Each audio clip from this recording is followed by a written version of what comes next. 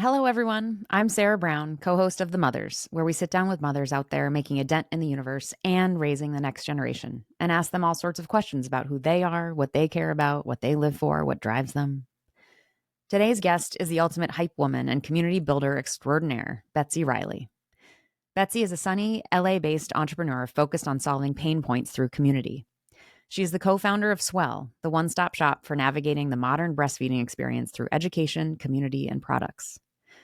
Before Swehl, Betsy founded Doyen, a women's club where she grew the membership to over 3,000 execs nationally in just 2 years before it was acquired by Albright. For those wondering, Doyen is originally a French term for a female leader or veteran in a field, but with a soulful Parisian twist.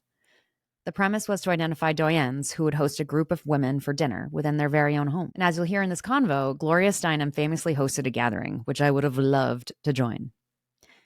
And Betsy is a mother of 2 toddlers, which is how she came to understand the absurdity of the modern breastfeeding experience personally and thought, whoa, there has got to be a better way. Just to set the stage for a sec, this interview took place a month ago on April 8th. The same day drastic tariff hikes were announced by the administration. The same day our president did exactly what he said he would do, but maybe even more extreme. It was a day of significant uncertainty and borderline fear within a general time of uncertainty on micro and macro levels. Sweeping decisions on the global level obviously have implications for people on the ground.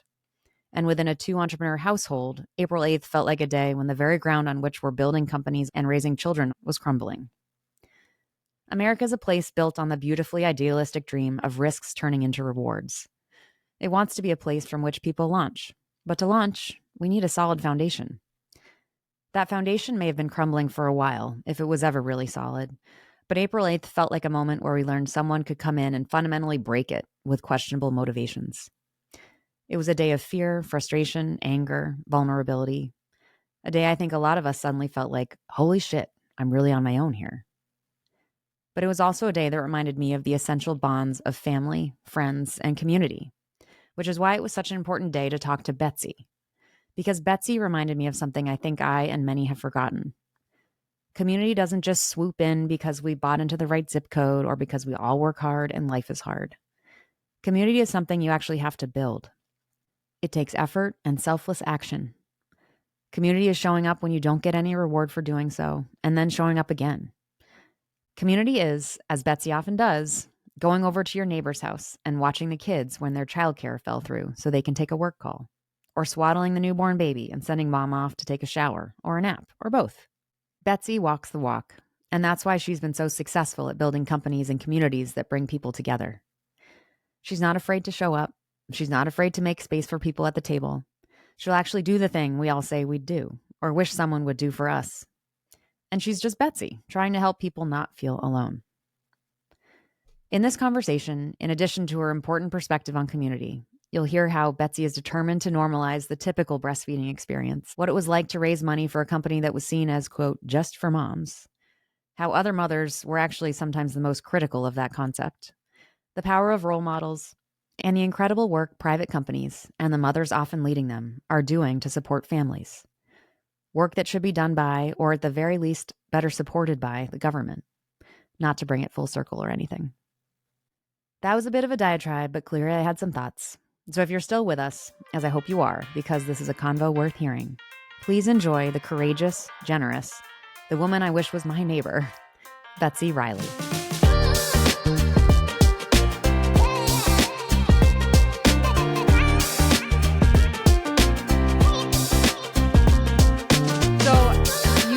Barely know me. You also maybe barely, certainly less than me, know V.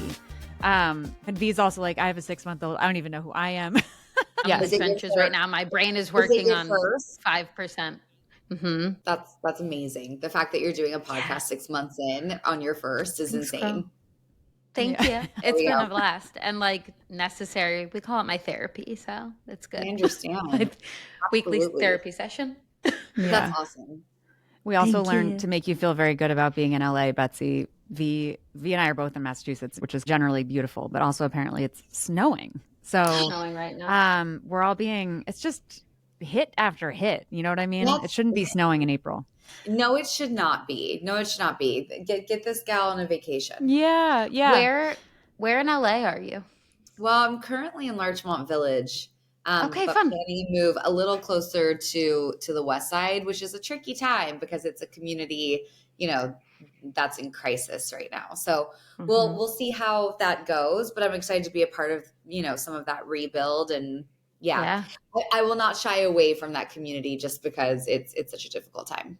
Yeah, yeah. I was in LA for like 7 years total. My Oh partner and I yeah, just moved back. We were on the east side too. nice. I was in Los Feliz forever, so Yeah. yeah. It's the best. I'm really central, but I'll like be like, I'm like on the east side, but everyone's like, you're central Los Angeles. Largemont is central. Because it's cool. We're pretty central. But you guys keep me hit by, going 10 No, minutes. I'm an east sider.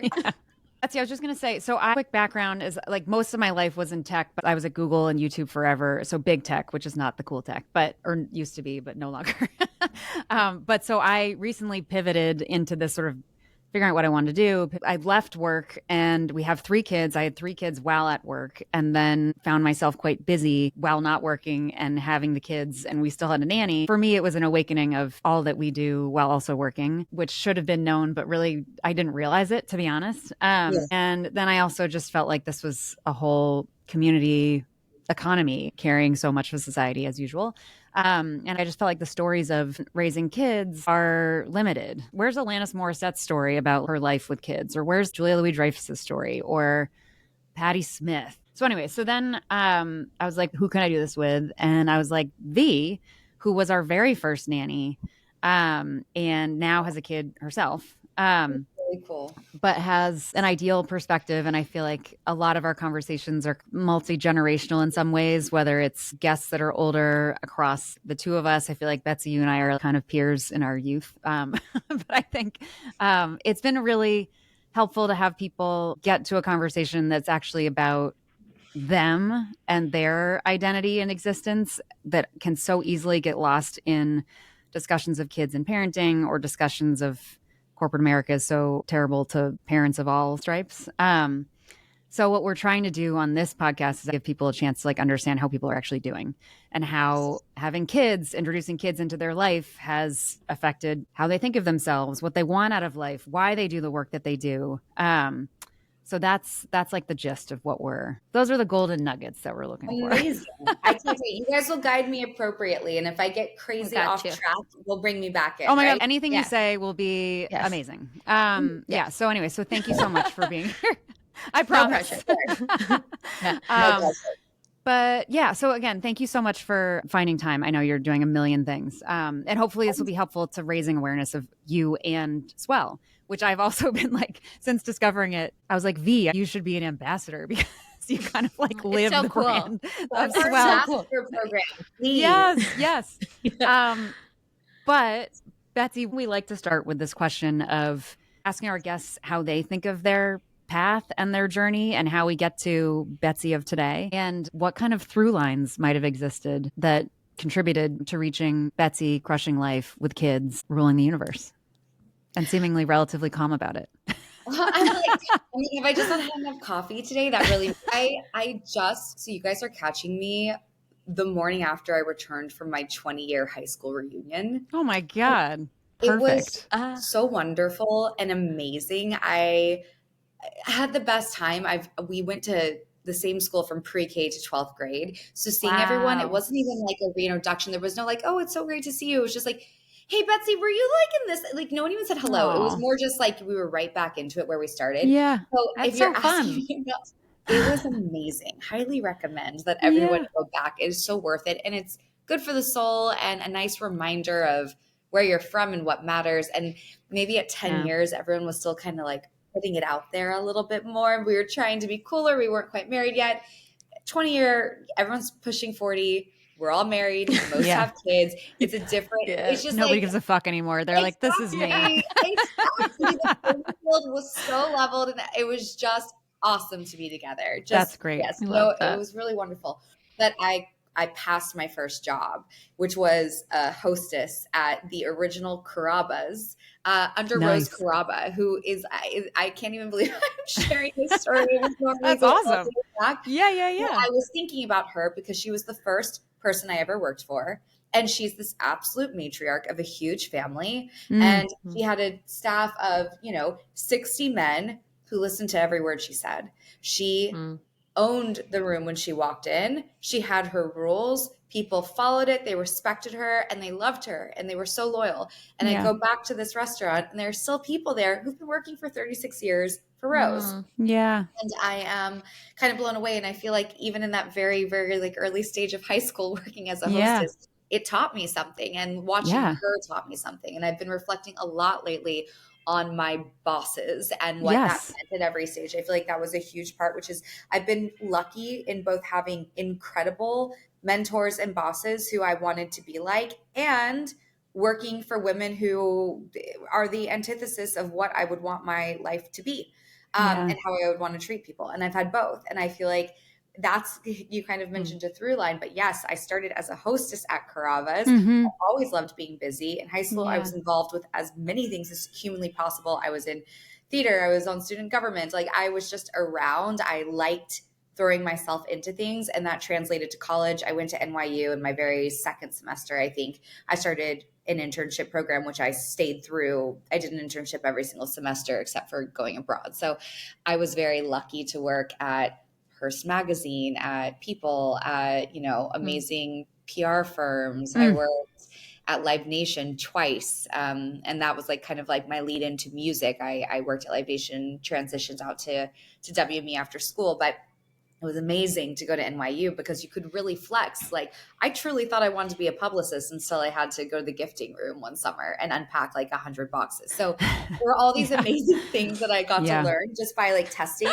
And in general, I have a very kind of all over the place career. Nothing has been linear. I just kind of go where my gut tells me to go. And NYU is like this great kind of launching pad for that, of like, well, this semester, I think I want to do publishing and I'm going to go try that. So very, very lucky to have kind of those starts before hopping into my career, in a significant way post-college. Yeah. So you started what was, let me pronounce it correctly, Doyen? Yes. We were questioning this before. Yes, I know. Okay, now Albright, but well. How did you get the cojones to do that? Where did that come from? Okay, so after school, I started at William Morris. I kind of did the traditional LA assistant route and worked in entertainment for a very long time. I worked at Hasbro for this incredible woman named Lisa Licht. She's one of those ones that she was everything I would hope to be. She came in every morning, early, fully dressed. She'd already made croissants and dropped her kids off at school. She left early to be with her kids. They had family dinner every single night. When I think back on her, she's like laughing and bright and was just like one of those people I always wanted to be like. I worked for Simon Cowell. I worked for The Voice. I worked at all these different places, and found myself finally in the rooms that I dreamed about being in when I was an assistant at WME. I always wanted to be in that room of agents that were going into the weekly music meeting. That was like where I wanted to go. I wanted to get to that place. And then I got there and I was like, this is the meeting? Oh my God. Like this, I wanted to do this my whole career. Now that I'm here, I don't, we're not taught. I don't know. I hope no one from agencies are listening, but yeah. I feel like this is sort of a common, we've heard this a couple times. I've had it. There's like, you have this dream big and you're like, you get there and you're like, so this, and also the sense that you might've crossed over into like a deeper set of power. And then you realize, I don't really have any power either. That's exactly it. I was, bottom of the barrel in those meetings anyway, but yeah, I guess like at a epiphany point for me, and I've spoken about this publicly, was I worked on The Voice. I did mostly business development, but also did a little creative, loved working for John DeMaul, adored working for the show. The ethos of the show bled into working there, and just, it was a really happy, big family, and it continues to be. But I had done 7 seasons. And I remember starting the 7th season, like going right into it. And I was 27 years old and I was diagnosed with thyroid cancer, which wasn't a huge, at the time, it was more of a massive reflection of, whoa, this is not the dress rehearsal. You have one life. Yeah. How are you living? How are you treating yourself?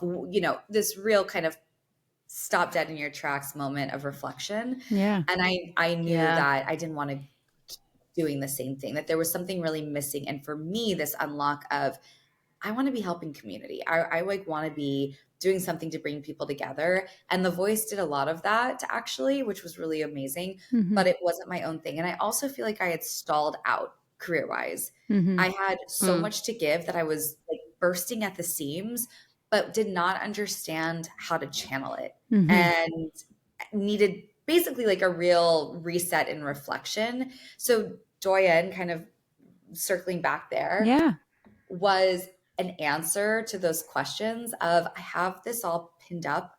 I need to do something with it. And one of my best friends at the time, Natasha Hildebrand, who is so brilliant, she's the director worldwide of Madewell at this point. She's so smart. She was like, let's do a women's event. I was like, it would be so cool if we did a mentor mentee brunch, and we had all these women in their 60s who have nothing to, there's nothing left to hide or whatever. You've made it. It's awesome. Like, we're going to highlight it and make it incredible. And we're going to have all these women in their 20s and 30s. And that morphed into what Doyen came to be, which was a women's social club, mostly based in Los Angeles, but nationally, where we would highlight a woman called our Doyen, which means a woman at the top of her field. And the twist of the evening, or like the hook, is that it was hosted in her home. So she would bring you into her world, into where she had, her tchotchkes from her travels around, whatever. And you're getting this very intimate look under the hood of this human. And we always talk about an inflection point or some sort of prompt of her life. And then you open it up with these 30 other women, 25 other women to talk about and have an amazing dinner. And it was only women. It was like 2016. So that was kind of the time. And our chef was a woman, everything. And it was just this like beautifully lovely, empowering moment. And the ripple effects were insane. We would be at a conference and there would be a speaker and she'd be like, we met at Doyen. And I was like, these just really incredible partnerships that were built and friendships formed and jobs had. And it was really working. We knew we were really onto something. Yeah, of course. I love that it was hosted at the Doyen's home. the Doyen's home. And it highlights, I think, something that we've been discovering, or that seems to be resonating with people with even these conversations, is there's just such intrigue about the interior lives of these women heroes and how helpful it is. I mean, almost the opposite of like, all you wanted to do was to be in that office in that meeting at The Voice or whatever. And it was somewhat disappointing. Whereas all I wanted was to deeply understand, I don't know, Gloria Steinem's inner life. Probably never disappointing.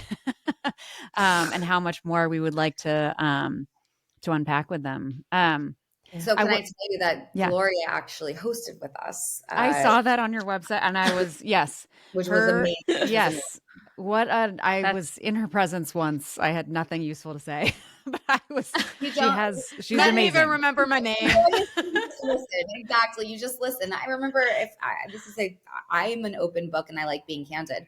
One of our hardest lessons of all of Doyen was criticism from Gloria. She had a really important note for us about making sure that we were truly practicing intersectional feminism. And Gloria is incredible because she's not going to, she says things in like a way that you can't help but rethink or reevaluate everything that you're building. And I'm so grateful that she said that to us.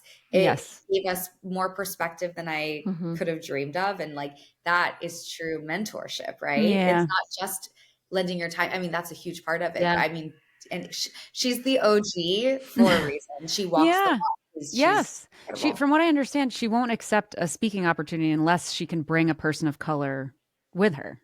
Which is just so fucking badass. And I agree. What she says too is so beautifully true and matter of fact and strong without somehow making it feel like a personal critique. Yes. So you're just like, of course, Gloria, of course. Like, yes. I love that we all feel on first term. Yeah, I know. First term basis. Oh, Gloria. Everyone does. And that's amazing. Yes. One thing you mentioned, I would love to understand. I appreciate the timing that we grabbed you. I would be similarly reflective after my high school reunion. Yes. You mentioned all of these bosses and various folks that were, matriarchs, and therefore I assume some probably also had kids. I'm curious what you've plucked from any of them, or if you've seen, I guess a better way of asking is, I rarely was able to see a woman looking up and seeing a woman who was leading and working effectively and seemed to have the rest of her life honestly good place. Doesn't mean everything was perfect, but sort of had an integrated experience. They were who they were at work, which was actually sort of part and parcel with how they were at home. I'm curious, of the bosses that you're thinking of, how did they show up as professionals and as mothers? Was it sort of a closeted, I'm not a mother if I'm at work? Or what did you learn from them? Yes, I've definitely seen it. And like my go-to goes to Lisa Licht, who is just, again, my idol for so many reasons, and someone I love dearly. She always led with her femininity and her motherhood. She was a family woman. And if you look at men who are great in their space, often at this point in 2025, are like, he's a family man. He's know, and that makes them more complex and more interesting and more trustworthy. I want women to have that same opportunity. And I've seen many women lead with their motherhood, be great. And then also, by the way, I know plenty of women who are leaders in their field who are also matriarchs without children, because they bring us all in and they act like mothers to us all, and they mentor us. And that doesn't that's being a motherly figure as well, and still leading with that femininity. I think of a couple of women off the top of my head who have the time to give because they do not have kids maybe running around. They have this time to give so much to their community, to host, to bring people together, to gather, to share their knowledge. That's really important as well. And then there are certainly those women who maybe hide the fact that they're mothers, or it's definitely, back a plate. And as an entrepreneurial mother at this point, I have zero judgment, because this is really fucking hard. And if you're going to make a business work, you have to give it your entire kind of being. My partner and I, Elizabeth Meyer, who's amazing, we are mothers first. And oftentimes that's just the truth. Swehl is going to get occasionally the back burner if we have a sick kid or whatever else. But it takes so much to run a huge business. And so I just have empathy and sympathy across the board for women trying to make it all work. There's no right way. We're all doing our best. If you can be a mother that puts it out there and puts it forward and shows up and is still an amazing executive, amazing. That helps us all so much more. If it's the opposite and business is where you are, like, I can't fault anyone because it is so tough. Right. So just, we're all out here just doing our best. I know. This is happening in real time. Bee's child is struggling to take a nap. I know. There's a I don't know if you can hear a child being decapitated in the background. I can't, but if there's anyone you're ever going to talk to, is like, just contact him with the baby right here. He's welcome on the call. I know. I honestly might have to get him because it's gone from like worse to worse. So continue. I'm going to grab him and I'm going to be right back. This is an I'm so sorry. We're safe This space. is real life happening. I'm like, this is what it's about, for real though. It really is. Yeah. Thank you. My husband's a writer, and in COVID we had our first. And V, come back whenever. Yeah, we are here. Yeah, let me be right back. Agreed. Do it. For sure. I love your husband's a writer. Cool. Yeah. And, which is great. We were in Los Angeles, and he's super creative, and he's definitely a family guy. And he was writing an animated show in COVID, and he was running a writer's room out of our house with our newborn, and we were trying to figure out how to become parents. And, I had no real support. I had no idea what I was doing. Yeah. And on the moments that I would just be absolutely on the edge, about to have like a full whatever attack. Yes. Those terrible moments where your kid won't nap or whatever it is, he would hold her, cradle her in one arm in the writer's room, just bounce her, and she would just fall asleep from all the noise. But normalizing the fact that there is a baby joining us, like, this is what it should be for all, for both sets of parents. Yeah. So yes, bring that baby. We'll lull her to sleep with our I know. voices. That's right. Yeah. Truly. You're a rock star. And Betsy, thank you for walking the walk. Not surprised, but not even more babies. Yeah. Your husband sounds like a miracle. I love that he would do that. And not even that he would, but also that he had that connection with the kids to do it. I feel like often the instinct might be there, but this is one of my many issues, but with society, but I feel like parental leave, it's wonderful if a mother in a traditional heterosexual couple has leave. It's unfortunate that the father has leave, but it becomes sort of an optional thing. If they even have it. I mean, my husband had like 7 days and then was back. But I just think that at such an early age, like these gender roles become entrenched where the mother is the default parent and they have that connection with the kid. Yeah. Which is so hard. We're both, we both have flexible jobs, entrepreneurial jobs, which sometimes take all of us, and you won't see one parent for a while, but oftentimes, like, my husband's home before me and we'll make dinner or whatever you know what I mean? Yeah. So very lucky. Yeah. Changing it for the kids early on. Yeah. That's so important. How do you stay smiley in that kind of chaos? I mean, when I was in COVID we had 2 kids who were like 4 and 6-ish, or I forget, 3 and 5, something like that. And then we eventually had the third.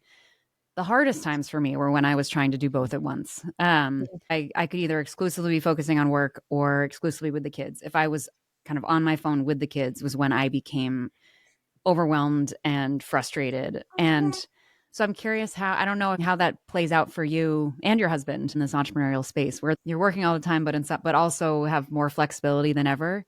There's also always work to be done. There's always work to be done. Anywhere. There are always kids 100%. That might need you. How do you decide what's important? Like, how do you keep your head on your shoulders? The work will never be done. Yeah. On all sides.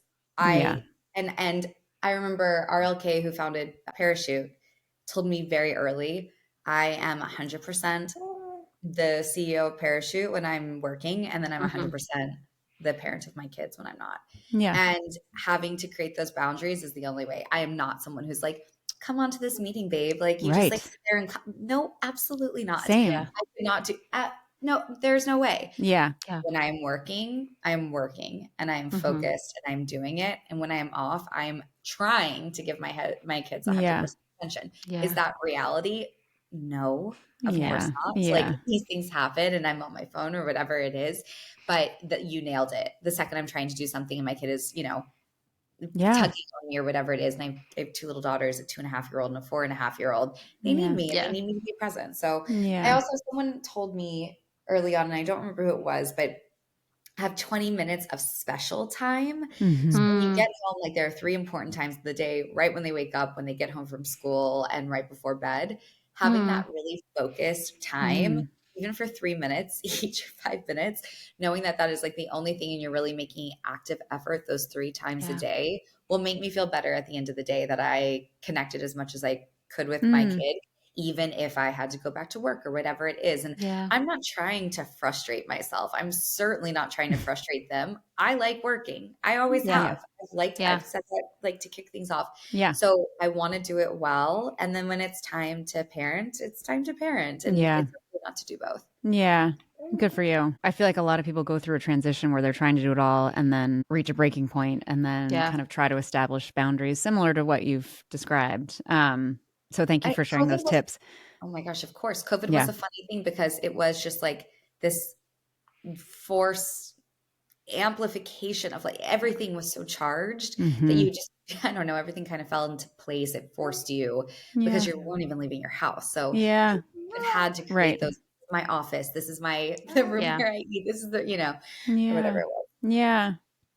I was going to go back just a little bit. You talked about this health scare, thyroid cancer. I'm glad it was, in retrospect, a reflective lifetime and not a traumatizing health experience. Yes, I'm glad you're okay. I was curious how, like, sort of the learnings where you were thinking, okay, here's a moment to be like, what do I do with this one wild and precious life? What really matters? People often talk about when kids come on the scene, there's a similar, maybe not as a singular moment, but there's a similar time of reflection. Your life is no longer only yours. The time is no longer only yours. Again, a kind of like, what is really important? I'm curious if between those 2 things, there were consistencies or you learned and rediscovered and reflected on new things when kids were a part of that. Maybe they made what you had originally thought of even more true. But yeah. I think both forced me to think about the self and wants, desires, and all these things. And I think after I had Rosie, my oldest, I looked into like the landscape of what was out there for parents, and I didn't feel like I was reflected. Yeah. Everyone was telling me, you're going to be a whole new person. Like a mother is born, all these, like you're going to radically change. And I didn't feel like I had changed. Yeah. I felt like I was this better, maybe more complex version of this person. And now, by the way, I've been a parent for 5 years now, and I realized I was very, very naive at the beginning of that journey. Guess what? A lot did change, and I did change. Oops. And I look back and I'm like, well, shit, I really thought I knew it all, and I really did not at all. So I can say with hindsight, like actually, but I still think there's so much merit there, right? You are fed that you're going to be this whole new version of yourself, and that's not realistic, and that's not healthy. You of course are the same version. Maybe your morals and values are amplified, or it's just this great opportunity to learn. Like, I feel like, there's nothing more humbling than being a parent, because they're just like clocking you at every second. Same with being an entrepreneur in many ways. Yeah. In lots of aspects of my life. Too many Gloria Steinems at home. Why'd you do that? Why are you doing that? You didn't include us all in the dessert. Like, now that they're talking, it's like they're like, Mom, did you X, Y, and Z? And I'm like, oh my God, like you're using my lingo and against me. Like, I've taught you too well. Yeah. I think those big moments make you really focus in, zero in.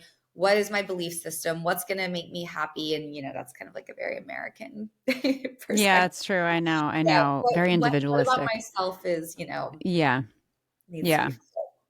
Were there moments, and maybe they're daily or maybe not, where you were like, who am I? Like, kind of searching for what you wanted to be about and how to act, like how to express that professionally and at home, like kind of confusion about who you wanted to be?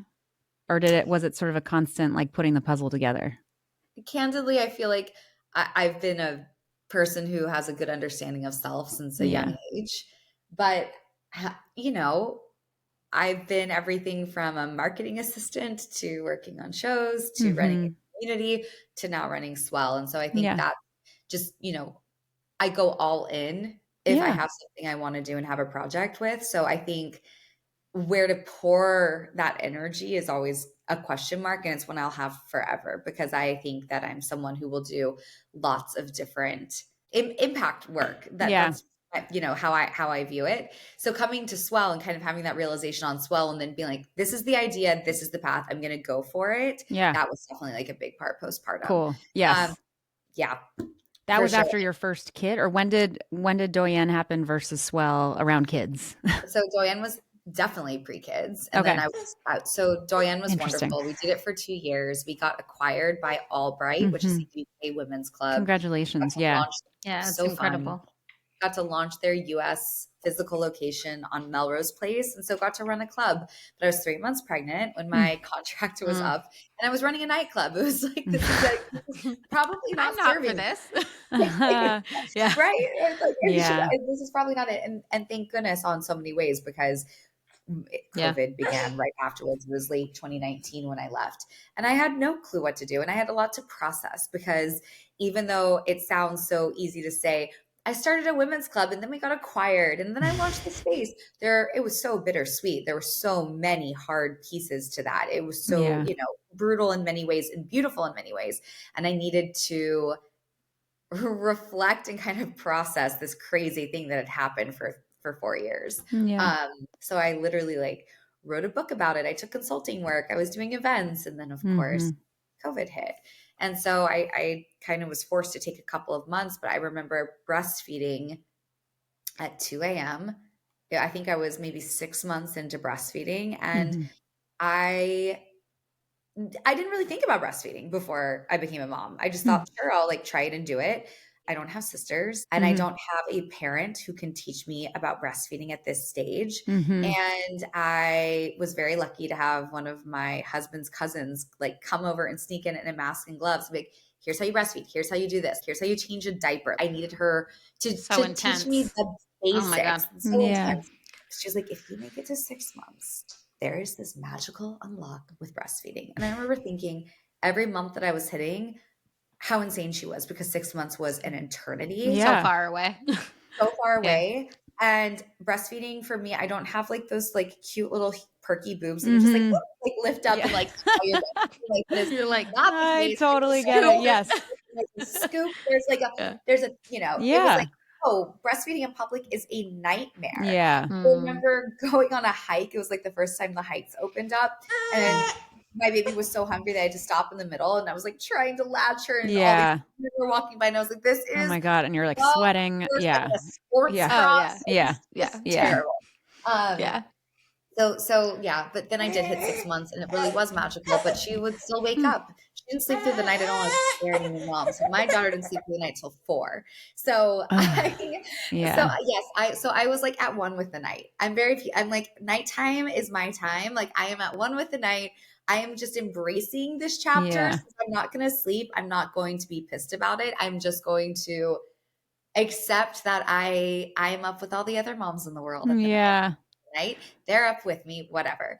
So at 6 months in, I am finally at that magical breastfeeding time where it's just like, we are good together. She has neck strength. We are crushing this. And it's become this beautiful thing that I'm like, I think I'm going to go for a full year. I'm at home. It is COVID. I can do this. I'm very lucky that I'm not back to work or in an office or whatever it is.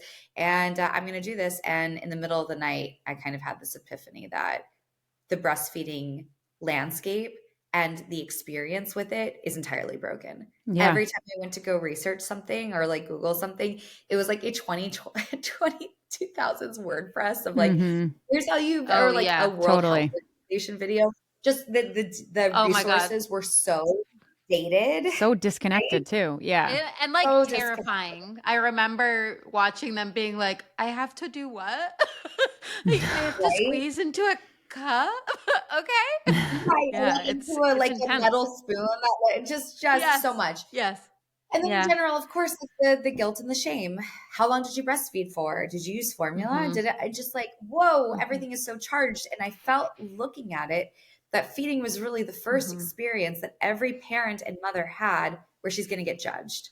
It's the very first, maybe unless it's, you know, I used an epidural or whatever it is that everyone will come up with a reason to judge you for. Right. And I felt like there was a new narrative to be had around breastfeeding, because you either saw, well, at least in my experience, like this beautiful woman and her hair is like so long and luscious, and she's like wearing a sheet next to a creek, and in one arm she's breastfeeding. It's just like, she's the goddess. Or you have this mother who's like, bun on the top of her head, and she's asking when she can have a drink at 10 a.m. And I'm like, what? Like, totally. I don't see myself in either of these women. I am struggling, but I'm still a put together person who's trying to do these things and needs positivity and encouragement. Like, and not unrealistic positivity over the creek. I need like some real talk. And I need an older sister who's just like hooking me up and telling me what to do. So that was really like the start of Swehl. And it was just this idea that I toyed with. But then I went on a road trip with my husband to meet his family, or like to have Rosie meet his family, because of COVID and you couldn't meet anyone. You couldn't get on a plane. So we packed the car to the brim. And then as I was unpacking, this kind of like this famous Swehl photo, I had packed 50 plus tools to breastfeed, and I put them out on a table. None of them were from the same company. They were all one-offs. I had no idea how to use any of them. They were like foreign, huge packets. And I was like, well, this is crazy. And I got what is this? And I'm like, is this feeling familiar? And I was like, let's go. Like, this is an opportunity and a white space, and something I truly believe needs a reframing.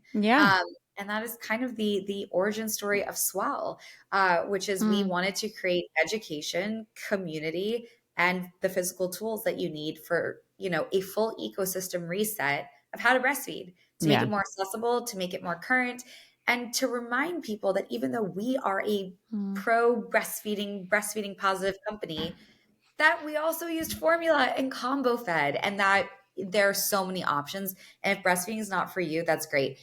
And the last thing I'll say, like, there's so many women who come up and are like, I only breastfed for 6 months. I'm like, that is so long. Girl, If you only breastfed for that's 6 amazing. days, I'm so proud of you. Right? Yeah. And there were just so many excuses. I only did this. And I was just like, God, we got to get it off each other's backs. Like, this is just bonkers. What's right for one person is not right for the other.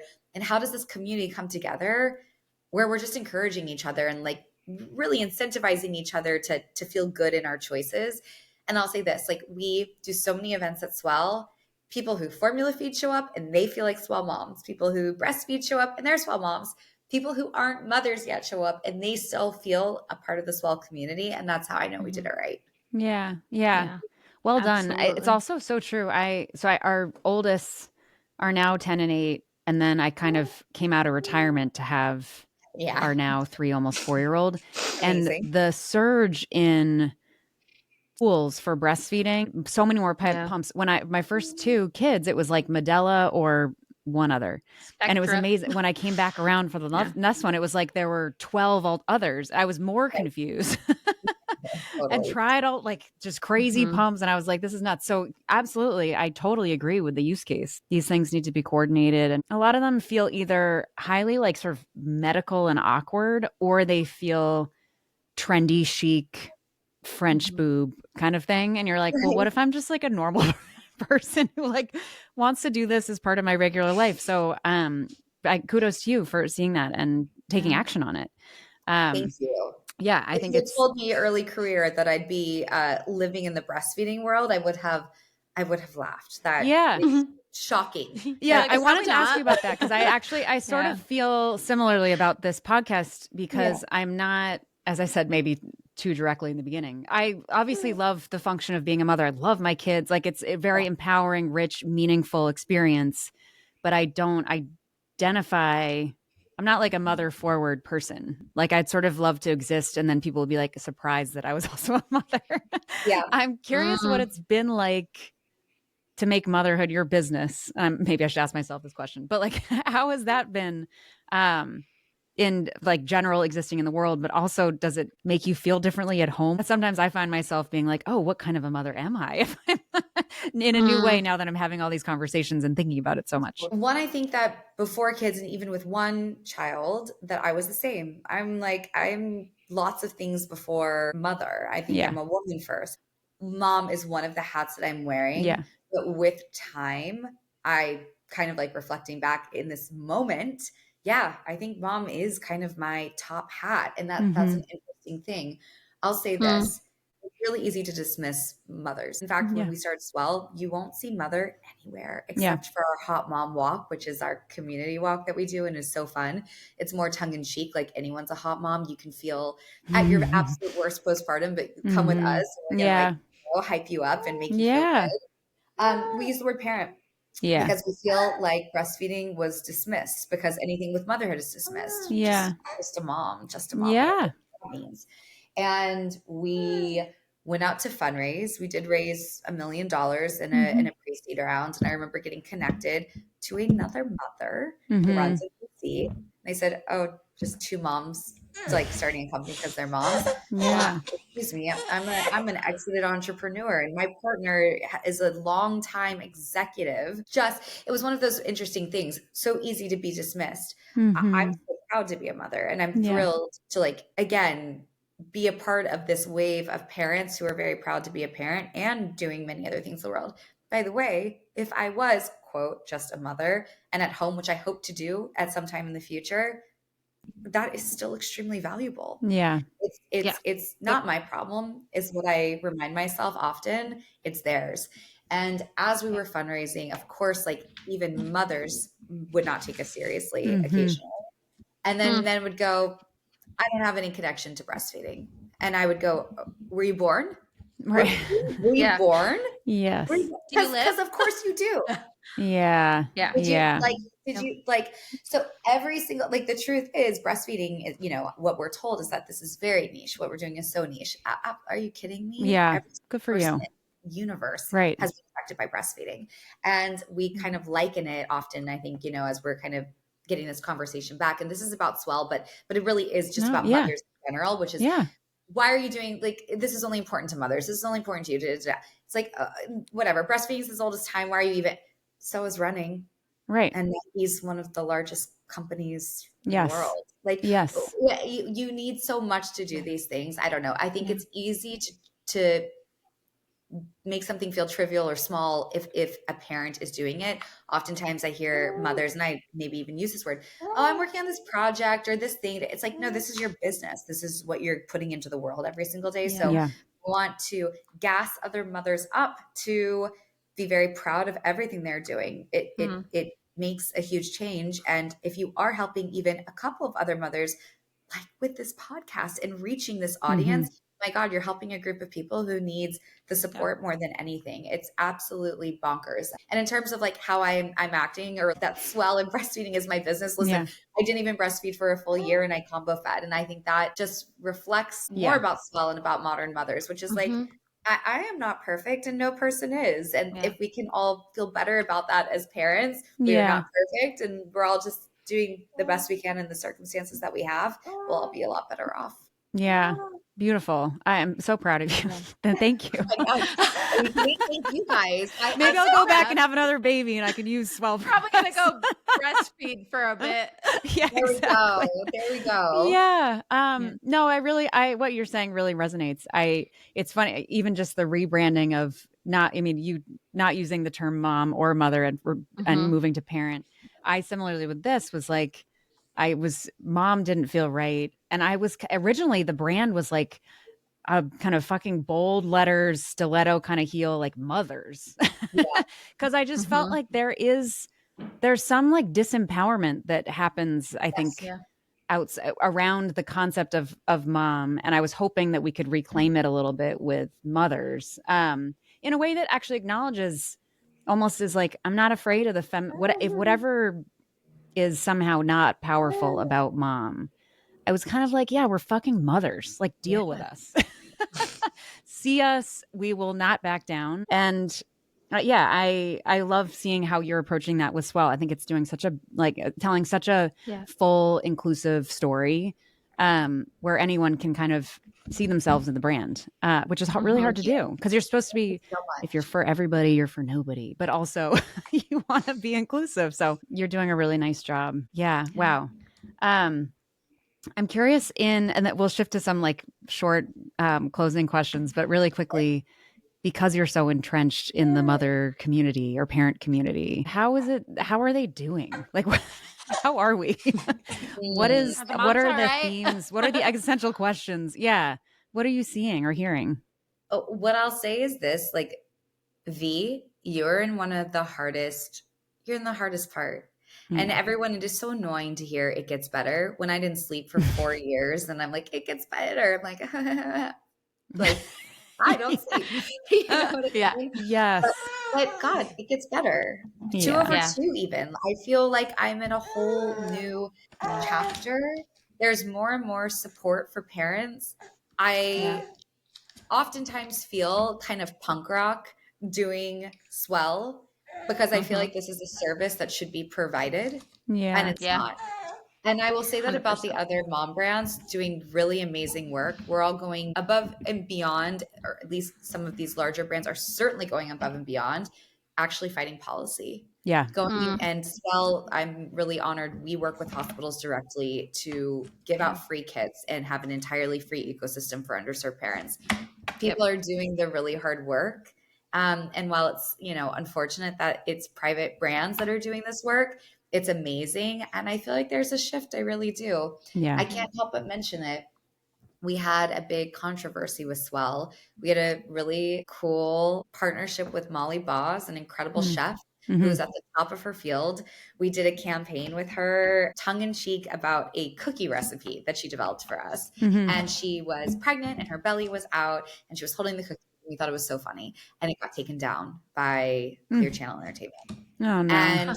And then just an absolute storm of conversation, right? Yeah. Why this? There's a Calvin Klein ad right next door of a guy in his undies, and her beautiful belly is out, Yeah, but she wow. doesn't look like a typical mother.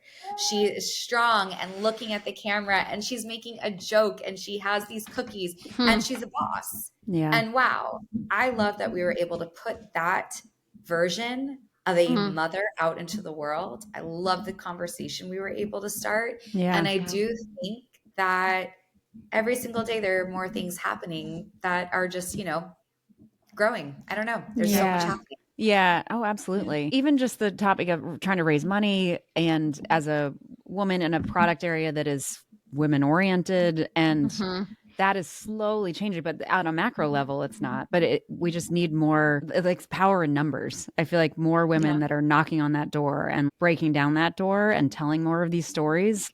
I think it does matter. Was there any moment that got VCs to look at you differently than a mother company, a mommy business? Listen, we are a mommy business. We service mothers. There you go. So proud of that fact, and I'll never shy away from it. But yeah, at some point, they're gonna believe in you, and when you prove it. Yeah. It is. All right. In closing, a few little short answer questions, not to put pressure on your word choices, but okay. Thinking back to your new mom self, is there anything that you would like to say to her? Oh gosh, COVID will be over soon. You will sleep. It's going to be okay. And they're going to be your best friends. And it's so fun. Yeah. Yeah. Is there anything, and I often think there's give me the list, but along the way, I mean, motherhood will last forever, but as long as your journey has been so far, what could have made it easier in retrospect? Well, I'll say one thing, which is just like choose the right partner, because he has made it easier. Yeah. So it's so thankful for my partner. And what would have made it easier? We talk about a village, but then if a friend calls you, you feel inconvenienced to have to go to her house during this meeting. You're not walking the walk. I go sit my ass at some friends' houses and watch their kids while they have a meeting because their childcare canceled. Like, you live in your neighborhood and know the people around you, because you need someone to hop, skip, jump. Like, I invest in your community. Host that music class, do whatever you need to do. Harass that mom across the street who has a stroller because they might be open. And that sounds so trite, but I had a neighbor who was just like really open, and she dragged me into her group, and I don't know what I would have done without that community. So just make it happen. Yes. Don't isolate yourself, and you have to walk the walk. Do favors for other people, because it will come back. Yeah. To you. Yeah. And that's what it means to be community. So V and I are going to come live next to you. Yeah. You seem like the optimal neighbor. Hey, I have sugar. Time to move to LA. Oh man, I love that. Good for you. Okay, last question was, your kids may someday listen to this. Is there anything you'd like to say to them? You guys are the best thing to ever happen to me. Yeah. I'm so proud. That's it. Yes. And they are lucky ones. Well, thank you so much for this. This was really, really helpful. I loved getting to hear the backstory and the nitty gritty of the sausage making. Yeah, me too. You are very much, you're building something that really matters, both on the product, but also I love the community element. And we all feel more alone than we should, and we need people to force us to connect. So thank you. It's so necessary, because it feels so scary. No, I love hearing the stories of the women who have come on this pod. We all need to hear it. And the more we hear ourselves in these conversations, the more empowered we feel. So thank you. Yes. Well, thank you for sharing your story with us.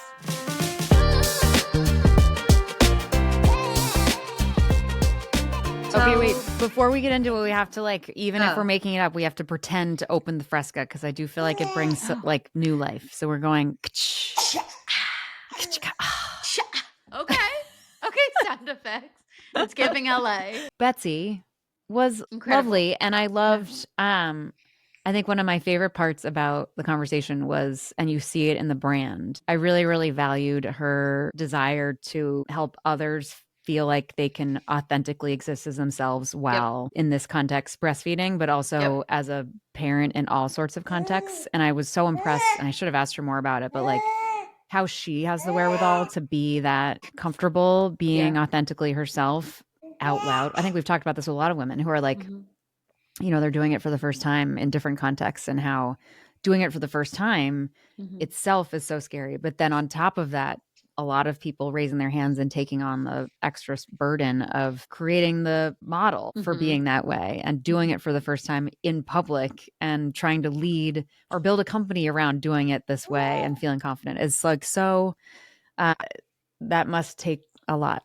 But I think it's really helpful. I like that she was such a like normalizing motherhood kind of person. Absolutely. I think she kind of touched base on a lot of that too, of like becoming a first-time mom during COVID and being like, what?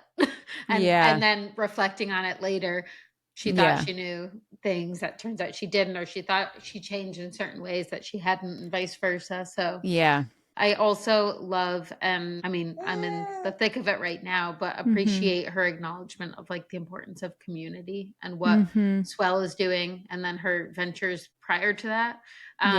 It's so important. And like, it is the everything for us and like the way that we get by and survive. Like as people probably heard, I had to bring my kid down mid-call because we are not doing great at sleeping. And like the importance of community and support and having people around you who can like help you. So I loved that. I often think it's one thing to want to create a parent forward ecosystem at work. It's another thing to know how to feel comfortable with the reality of that and not feel like, the quote intrusion of family life is detracting from efficiency and effectiveness. And I saw her able to do that. Not even able, but like didn't even blink. She's like, life carries on. Like, V, go grab your kid and like we'll continue this conversation. We'll work with it and around it. And I think I'd want to better understand what that looks like, because I think there's a lot of there are a lot of companies, more and more companies, maybe not a lot, but more and more companies that are like parent inclusive. And I'm wondering what that really they're saying it, and then what in practice what that looks like, and how do you get to a place as a business that it's not tolerance, but there is. I think it's just hard because business is built. The whole concept is basically ROI management. So how do we get the most out of the time or whatever we have? And I think it maybe just requires longer term thinking of like, we're investing in people that we want to be with us for the long haul. And so we might be slightly less productive in these 3 months, but in aggregate, I'm going to not have to retrain 5 other people. But I think that's really hard. And I'm glad that happened, honestly, because I think it's something that needs to be happening in front of a lot of people and seeing the role modeling of what that is like. Because I also, not to put words in your mouth, but I'm sure in that moment where you're like, my kid's crying, I'm going to go get that kid. I'm going to go as incredibly, you're like, I'm just going to breastfeed this kid on this call.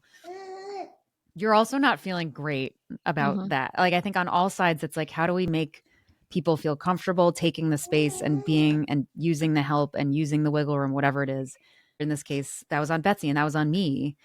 And then also helping people feel like it's okay to be doing that, as opposed to my face is flush, I feel like my head's going to fall off and I shouldn't be doing this. I'm doing something wrong and I'm not all in. And like there's so much the internal dialogue that happens on all sides of the person that is using the help that was offered, even if it's offered, you know what I mean? I just think there's so much, there's the doing of it. And then there's the whole energy around it that is really, really, I don't think we've at scale figured out how to make everyone feel good about 100%. That reality. I know. It's so interesting. Like, in theory, it sounds good, but in practice, how does that actually happen? But like, even within this space when we're talking about like, we're literally in the middle of a dialogue of like, talking about taking up space, and it's okay to parent, like, all these things, whatever. I can't even think clearly, but being a mother up front, being a mother first at work.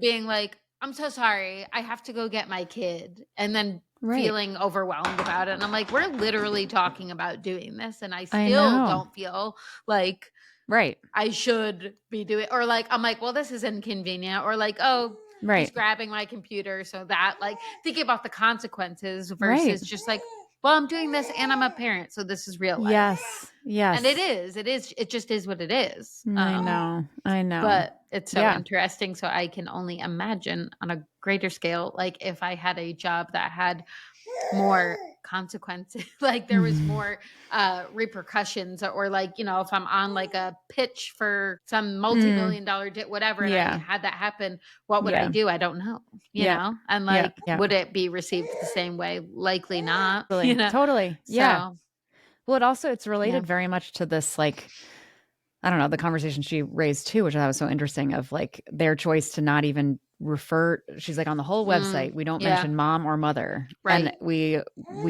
talk about parents as sort of a, I don't know whether that's, I don't know if it's a good thing or a bad thing. I don't know.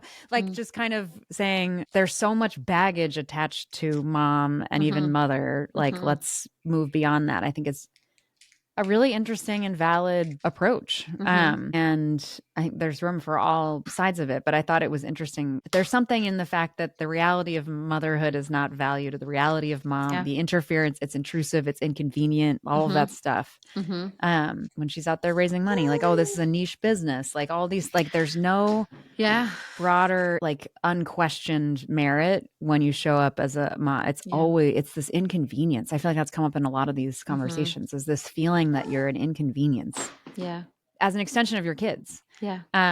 Which is not how I actually feel about him or us, you know, but like in those moments you do.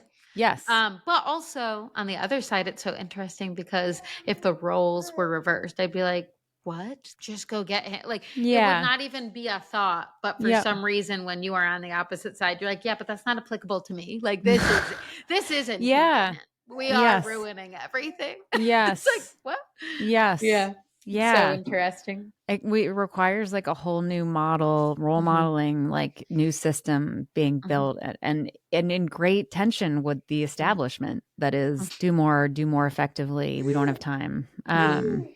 We're all under, I mean, there's some people who I think you have the luxury of space and wealth to like do better. I think there are a lot of people, and probably even those people included, I think people feel strapped and stressed and scared, and they just don't have time. And I think in that context, though, I'm still curious why the mother is the one that becomes the problem. You know, I mean, there's so many other things that were making life hard.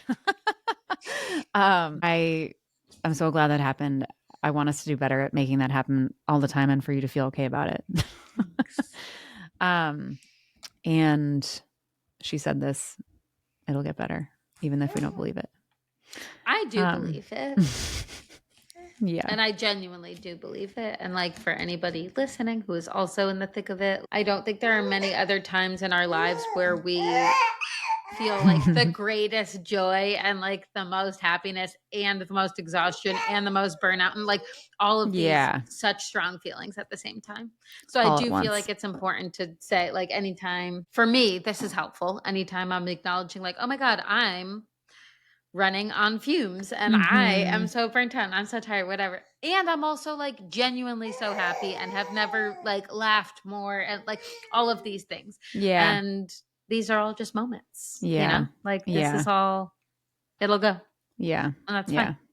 So anyways, Sarah, just holding on for dear life. Do you have any joy? My joy. Are you happy? I feel like it's fair to say it's been we're recording this on Tuesday, April 8th, for the record, for our historians. Historians will say it's a dicey time. I think the joy that I find feels like almost makes me cry. It's like the joy of having something to, like, I don't know, hold on to in a storm. And I think that's joyful. It's also sad because you're like, I have the thing to hold on to in the storm, but you're also like, we're in a storm. So yeah, I just think there's a lot of uncertainty in life right now. And I'm grateful, kind of to your point of life with like mother life, where the broader societal context, our administration, the effect that that's having on actual lives directly, the fact that it's in some ways happening to us is really frustrating, but it makes me really grateful to, you know, it's like whatever the movie was, there was a great Scarlett Johansson movie long ago where there's this line, who's she talking to? Anyway, there's this line about, it's like who you want to be in the foxhole with. And I'm just glad I'm in the foxhole with the people I'm in the foxhole with. And that brings me joy. I'm crying about it. I'm like so joyful. I'm so joyful, guys. This is definitely a sugar-free ginger ale kind of debrief. Fresca would never do me dirty. Fresca would never do this to me. I don't know. But yeah, it's all a lot. And I also think you and I are building a thing that doesn't exist unless we're building it. And I think that is so exciting, but also when the world is burning down, you're like, what are we doing? I gotta go. This will be a future topic. I'm sure we will acknowledge this next time we record one-on-one. But if you watch White Lotus and if you watch the finale, I am currently Lori running away when the shooting has happened. She could not have cared less what was going on behind. That's me. I'm like, I got like, no, I'm sorry. Good luck. Peace and blessings. It's amazing. Okay, anyway, I took our joyfulness in a very dark direction. Are you gonna? Where's your joy, V? I mean, to all of our listeners, our followers, I also just cried, just off camera while we took a little intermish. So I'm not usually this stoic. I just got it out. I'm dried. I'm over it. No, I just like all dried up. I just don't. I don't have anything left. Exactly. I'm like, huh? It's just to reiterate what you said, like everything just feels really intense right now. Everything is a little bit just like the world is on fire, but moments of connection like this and getting to meet Betsy and like hearing about the things that she is doing and what she cares about and who she's surrounding herself with and the way that she's showing up for the people in her community is like, it's really important to hear that and such a reminder of those small things, seemingly small things. They matter. Lord. But my joy is a little bit, admittedly, harder to find this week.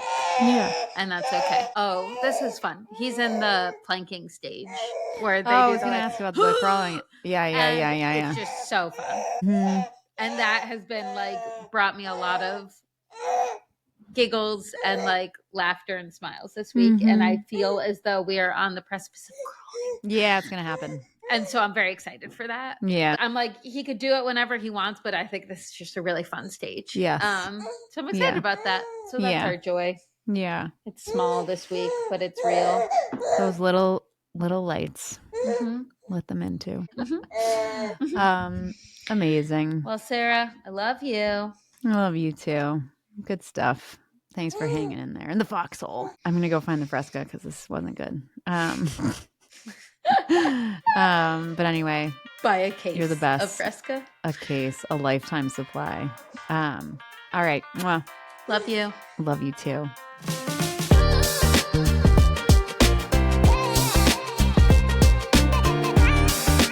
Thank you so much for joining us. Please remember to like and subscribe so you don't miss an episode and we can reach even more rock stars like you. The Mothers is a production of Backline Media, shining a light on those who carry the team.